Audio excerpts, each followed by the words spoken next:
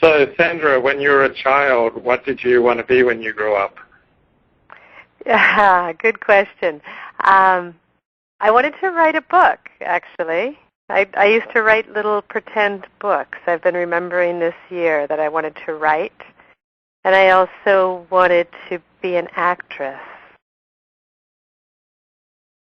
So those are both pretty congruent with the Alexander technique. Yeah, it's not an accident. I don't think that I ended up in this. So how did you come across the Alexander technique? Actually, studying acting. I was in college. I was at Cornell University studying English, and decided I really didn't like sitting down all the time reading. So I started taking acting classes.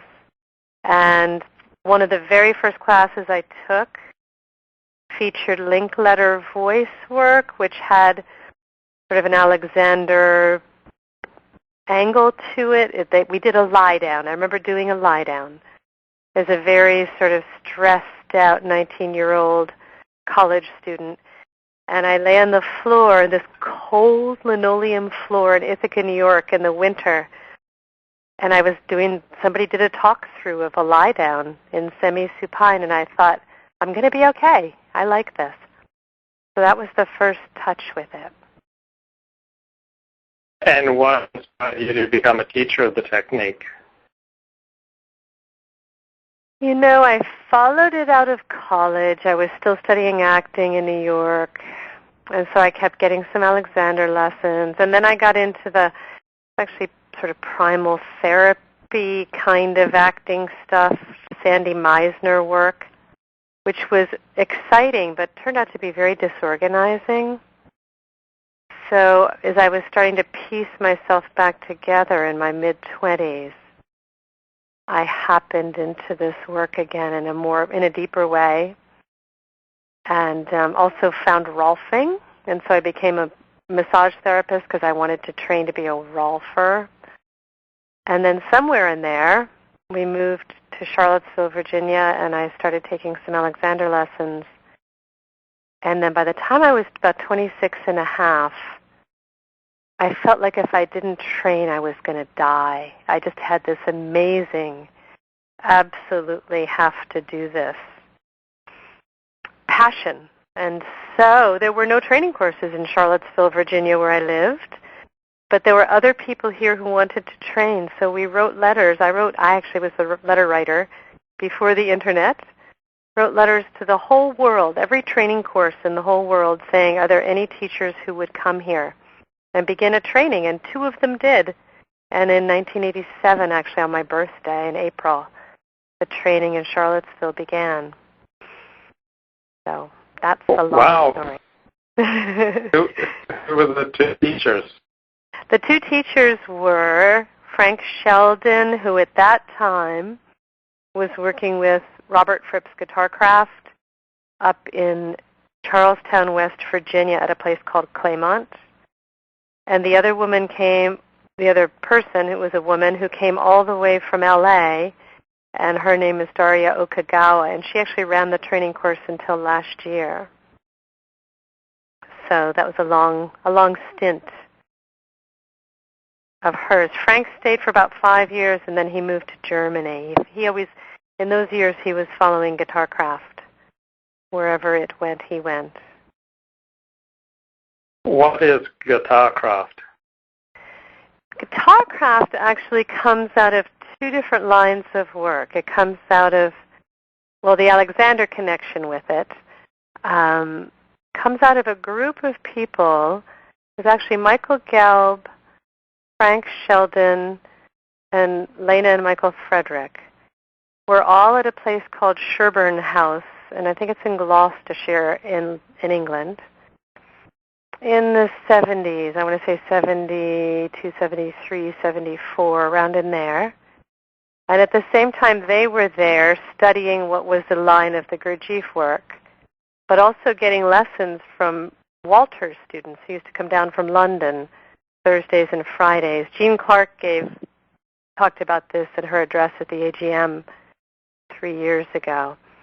Anyway, the other part of all of this work comes out of a man's work. His name is Robert Fripp. He was the lead guitarist for King Crimson in the 70s, and then he thought, the early 70s, and then he just found the whole rock thing at that point just to be madness with all of the drugs and the funky things. So he ended up at Sherburne House as well. So Robert's work and Frank's work linked up at that point. And in 1985, they were both at Claymont, and Robert began, well, he was asked to give some workshops for guitarists. And this is an ongoing thing. I actually still work for Robert. It's been going on since 1985. It's recently reincarnated as something called, Guitar Circles rather than Guitar Craft. Guitar Craft ended at the 25-year mark, and then Guitar Circles took over. And it's groups of musicians in Europe, primarily Europe, South America, and North America, who use the technique and lots of the inner work exercises as the basis for their playing. So you can have guitar music without drugs and other excess. And, I think that's actually, I've never asked Robert, and I should. I'm going to see him again soon. I've never asked, but my sense was, how do you reach those higher states without the drugs? And my sense is this is the answer. This was and is the answer. So how was Sandra different after she completed training? Well, actually, I remember Frank telling me in my first year review that I was less hysterical. I thought that was wonderful. So I would say emotionally there was a lot of reorganizing that went on. I was always part of the actress thing, was being pretty emotionally flamboyant, I guess. Just that general sense of being organized, I think, that keeps deepening the more you do the work. I also, at that point, had a very young family. I started training when my older son was 3 months old. So it really gave me the foundation for being a mom and having some kind of sense of myself in the middle of the fray. And then the guitar craft work added another dimension, which was a sense of the discipline. Alexander work can be as focused and as much about directing attention as it is. It can be kind of haphazard in terms of when I'm applying it, how am I paying attention, am I paying attention? And the guitar craft work is really an ongoing training in that, the guitar circle work, giving us different exercises to galvanize our attention and develop it and actually commit to that in an ongoing way. So that added another aspect. So I would say I became more disciplined as well. How did you come to devote your life to this? Come to, pardon? How did you come to devote your life to this? So I understand you take 3 years of teacher training. You wanted to explore this. Now you devoted your life to Alexander techniques. It was, I would say, it was a professional progression because, in fact, I had trained as a massage therapist, and so that was my profession when I trained.